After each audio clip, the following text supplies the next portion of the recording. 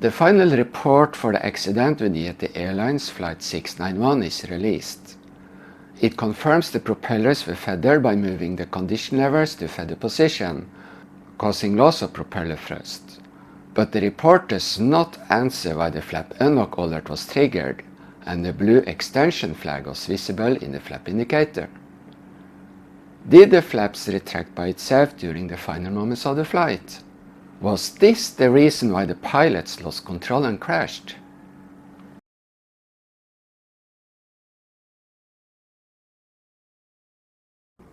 Hello aviators, how are you today? My name is Magnar Nordahl, I'm an ATR captain and instructor.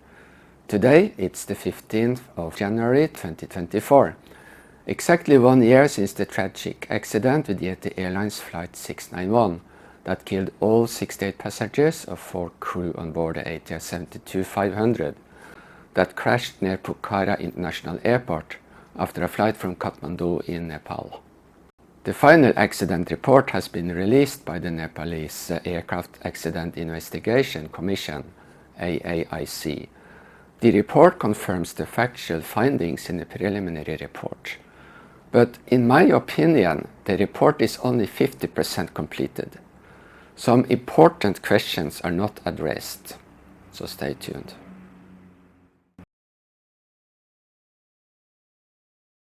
At the time of the accident, Pokhara had 2 airports, a domestic and an international airport that opened on the 1st of January 2023. From now on, I will call a new airport for Pokhara. Pokhara had not yet published the instrument approach procedures and was operating as a visual flight rules VFR only airport. It was up to the operators to develop procedures for visual approaches. When arriving from Kathmandu, you can make a straight-in approach to runway 30. That is the easy part. Runway 12, however, is a different story. Yeti Airlines developed a visual pattern intended to keep the aircraft clear of surrounding terrain and the domestic airport. This required tight turns at low altitude and did not meet the requirements for a stabilized visual approach, where you must be aligned with the runway centerline at 500 feet. Before the airport opened, Yeti Airlines and other operators carried out demonstration flights to Pokhara with an observer from CAA. However, during those flights, Yeti Airlines landed only on runway 30. They did not demonstrate the visual procedure for runway 12 as required by CAA Nepal. After the demonstration flight, some of the airlines reported to CAA that landing on runway 2 was, quote, difficult and not advisable, end quote. However, CAA Nepal approved both runways for operations. This is what such a low, tight visual approach looks like in Flight Simulator 2020. I made many attempts to follow the flight pattern as described in the accident report before I got it right. I found it impossible to avoid the domestic airport. Besides, in Flight Simulator 2020, the new airport is not finished, so I could not land there.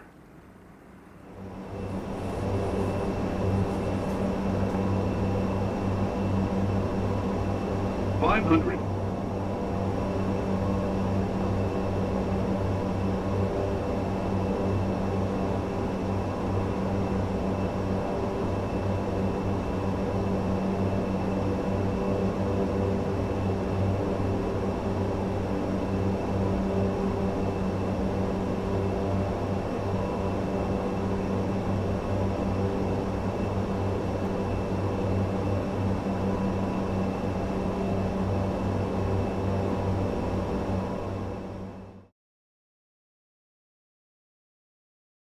The commander was Senior Captain Kamal KC.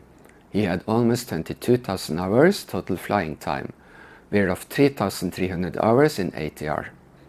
He was sitting in the right-hand seat and acted as pilot monitoring for Captain Anju Kativada, who was undergoing familiarization training for the new airport. Anju had a special history. In 2006, her husband died in an accident when he was co-pilot in a twin otter that crashed after a go-around at a small airstrip in Nepal. Her husband's death had inspired Anju to take up a career in aviation. She had a total of more than 6,000 hours, whereof 186 hours in ATR 72. Flight 691 was the third flight of the day for the crew. On the previous flights, they have landed on Pokhara's runway 30 and departed from runway 12. On this flight, Anju was pilot flying. The flight from Kathmandu to Pokhara is short, less than 80 nautical miles in a straight line.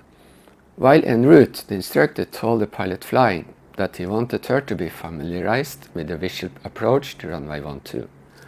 He started to brief her about the procedure, detailing the circuit headings, as well as altitude to be maintained. During the visual circuit, the instructor continued to brief her about visual landmarks, obstacles, and runway orientation. When on downwind, at 721 feet above the airport, with flaps 15 and landing gear down, pilot flying disconnected the autopilot and called for flaps 30. The instructor called flaps 30. A clicking sound was registered in the cockpit, and both propellers went into feather. The flaps did not move. There was a single chime from the crew alerting system. When both propellers are feathered, the AC valve generators driven by the propeller gearbox will stop, and you will get alerts for losing those generators, as well as hydraulic pumps and ice protection heating. They did a before landing checklist, but failed to see that the flaps remained in 15 position. The instructor told pilot flying to turn base. Pilot flying called her concern about the electrical alert, but did not receive any other response from the instructor than to continue the turn. Shortly after the radio altimeter called 500 feet, there was a clicking sound in the cockpit, and the flaps moved to 30 position. While on the base leg, the pilot flying advised the instructor that they had no power, 2 times, but there was no response. At the same time, the tower cleared them to land, but there was no reply from the aircraft. When they started on the final turn, Anju gave the controls to the instructor. Shortly after, the aircraft stalled and crashed. 1 month after the accident, the Nepalese Aircraft Accident Investigation Commission, AAIC, released a preliminary report outlining the sequences that led to the crash. Such reports are factual and do not discuss factors like the roles of the CAA, the airline's flight operations, and how the crew had prepared for the flight. On the 28th of December 2023, the Nepalese AAIC released a final report with the following conclusion, quote, "The most probable cause of the accident is determined to be the inadvertent movement of both condition levers to the feather position in flight, which resulted in feathering of both propellers and subsequent loss of thrust, leading to an aerodynamic stall and collision with terrain." End quote. The report lists many contributing factors, including high workload due to operating into a new airport with surrounding terrain, the proximity of terrain requiring a tight circuit to land on runway 12, use of visual approach circuit for runway 12 without any evaluation, validation and resolution of its threats, lack of appropriate technical and skill-based training, including simulator, to the crew and proper classroom briefings for that flight, non-compliance with SOPs, ineffective CRM, and lack of sterile cockpit discipline.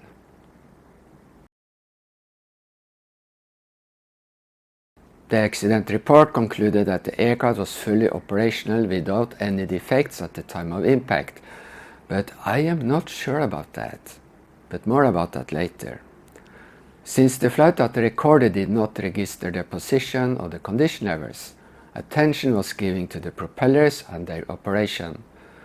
A photograph shows the pedestal where the condition levers apparently are in auto position, but an examination of the pedestal showed impact marks on the condition lever number 1 rail is consistent with a feather position on impact. Likewise, there is damage to the flap lever showing it was in 30 degrees position at impact. The impact forces displaced those levers, but they left marks behind. Analysis of both propellers confirms the propeller blades were in feather position at impact. Analysis of the multifunction computer, MFC, showed no activation of the auto-feeder system. The flight data recorder confirmed both gas turbines were running. The filaments of each light bulb in the crew alert panel was examined for deformation. When a light bulb is illuminated, it is hot, and impact forces will cause them to deform more than cold ones. The analysis showed the following. The pitch disconnect and flap unlock red lights and ELEC amber lights were on with high confidence. Pitch disconnect suggests that the pilots have applied opposite elevator. One pilot have pulled on the yoke and the other have pushed on the yoke. I will come back to the flaps unlock. ELEC illuminated because the ACY generators went offline. The engine 1 oil red light was probably on with medium confidence. This light is illuminated when the oil pressure is lost, for example because of an oil leak or engine flameout. The flight data recorder confirms both engines were running, so I choose to disregard this information. The hydraulic and anti-icing amber lights were possibly on with low confidence. With both propellers feathers, those lights will come on. Back to flaps unlock. That was a surprise for me. This alert comes on when the flaps retracts uncommanded. Stills from a video showing the last moment of the flight doesn't show the flaps. But the picture has poor resolution. You can barely see the horizontal stabilizer. Therefore, it is impossible to decide whether the flaps was in or out. However, the phrase high confidence is a strong indicator. The report says the flap position indicator was missing the needle, but the blue X indication was visible. There is no picture of this indicator in the report. The blue X indication is mechanical and visible when the flap valve is hydraulically commanding the flap to extend.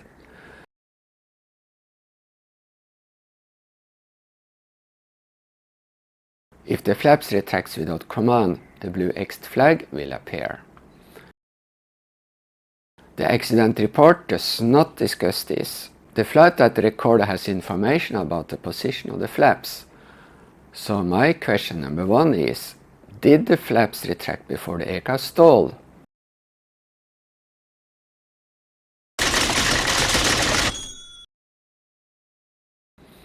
Question 2. The report shows one transcript from the flight data recorder, but it ends 5 minutes before the accident, so it's useless. Why doesn't the report show the altitude, airspeed, configuration, and engine and propeller parameters for the last minutes of the flight? To sum it up, what does the report tell us? By using the phrase most probably cause, the report confirms that the condition levels were moved to feather. And since Anu was pilot flying, it was done by the instructor. Now, what if the flaps did retract by itself during the final moments of the flight? The accident report doesn't even show the weight and balance of the aircraft. If the weight was 21 tons, for example, the aircraft would have a stall speed of 89 knots with flaps 30. But if the flaps retracted, the stall speed will increase to 114 knots. That's 25 knots more. Imagine how this will affect the control of the aircraft.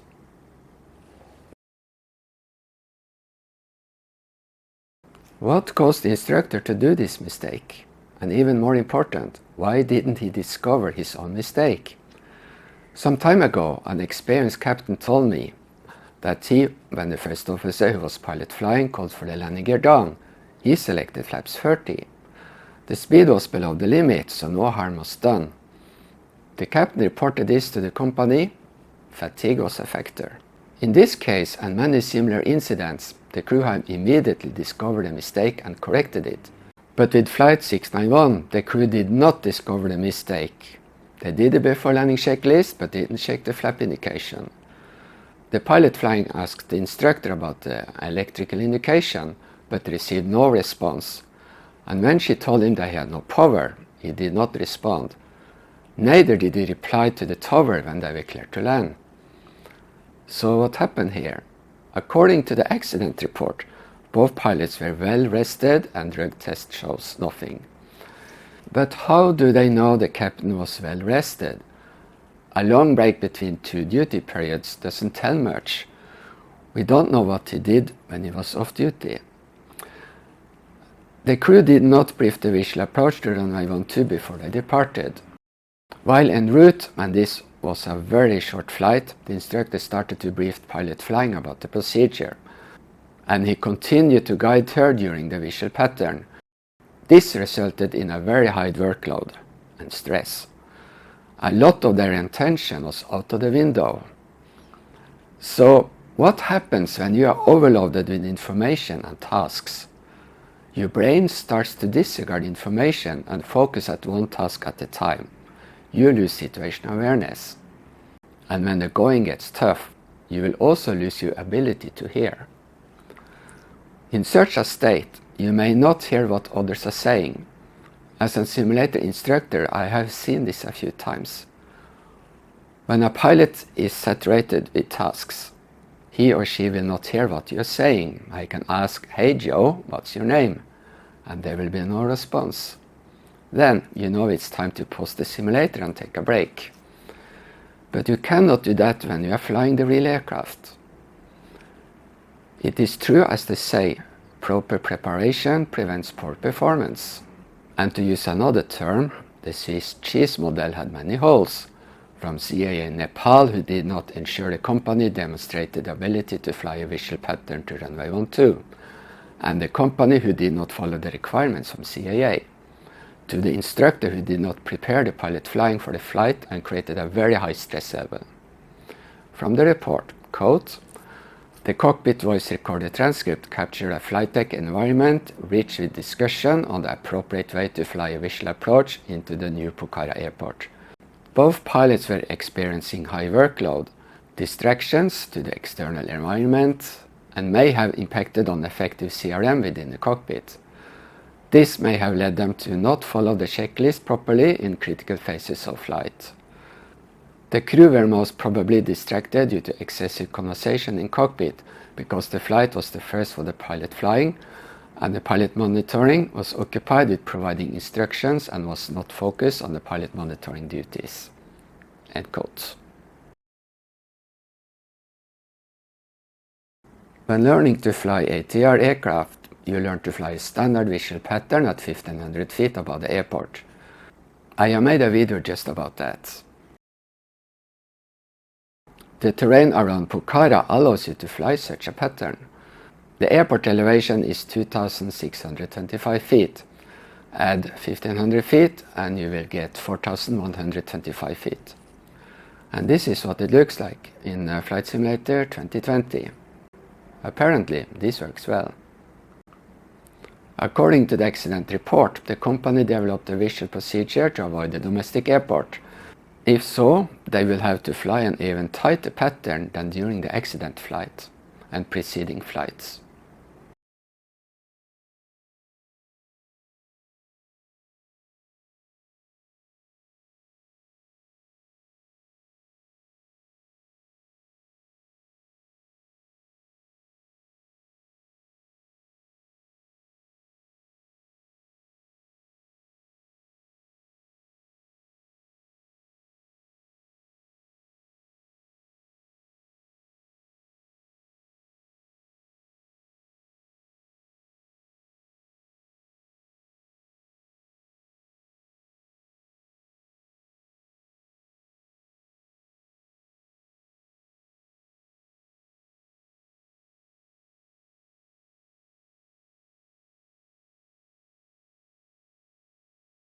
Question number 3.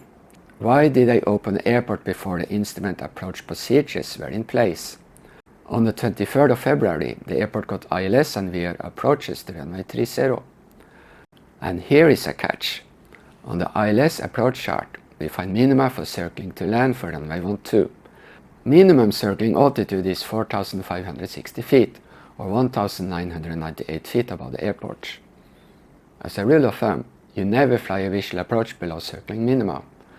The ATR-72 is in aircraft category B, which means you are insured at least 295 feet margin to the terrain below you within a radius of 2.66 nautical miles, or 4.9 kilometers, from each runway N plus the area between the circles. The aerodrome obstacle chart shows the highest terrain is 1,300 meters above sea level. That is 4,265 feet. Add 295 feet and you get 4,560 feet, which is the circling altitude. If the company had this chart in hand before they started operations to the new airport, they might have designed a different visual procedure to runway 12. Flying a visual approach, and especially in a low pattern, requires a certain level of aircraft handling skills and the ability to manage the flight path and the aircraft's configuration and energy level. It is not very complicated, but if you do not practice those skills, they will fade away. In many companies are the pilots recommended to use the autopilots as much as possible. On a flight from A to B, a pilot may choose to hand fly the aircraft for less than 1 minute in total. Gear up, autopilot on. Minima, autopilot off. While this gives you the best situation awareness, it doesn't do good to your aircraft handling skills in the long run. Airbus has issued a recommendation to fly the aircraft manually when the conditions allow for it. For example, when the weather is fairly good and the workload is not too high. I think this is a good recommendation. What do you think? Do we fly too much on autopilot? Or is it in the interest of safety to use the autopilots as much as possible? Let me know in the comment section below. And that's all for this time. Thank you for watching, have a wonderful day and happy landing!